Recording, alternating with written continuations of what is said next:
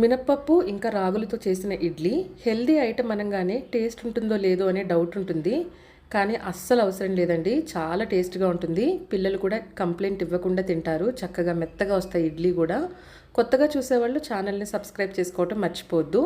చూపించిన గ్లాస్తోని ఒక గ్లాస్ రాగులు మినప్పప్పుని ఒక 7 అవర్స్ పాటు నానబెట్టుకోండి. అదే గ్లాస్తో 3 గ్లాసుల రవ్వను కూడా తీసుకొని నానబెట్టుకొని నీళ్లు లేకుండా తీసేసుకొని ఇదిగోండి మెత్తగా రుబ్బుకొని పిండిని కలిపేయండి.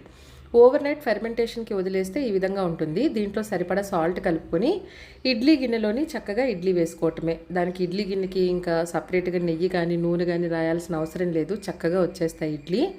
ఇప్పుడు చట్నీ కోసము కొబ్బరి చట్నీ లాగే ఉండేలాగా, కాకపోతే కొబ్బరి లేకుండా చేసుకుందాం. ఎలాగో చెప్తాను. పల్లీలు, పచ్చిమిరపకాయ, ఒక పెద్ద ఉల్లిపాయని చక్కగా ఆయిల్లో మగ్గించేసుకోండి.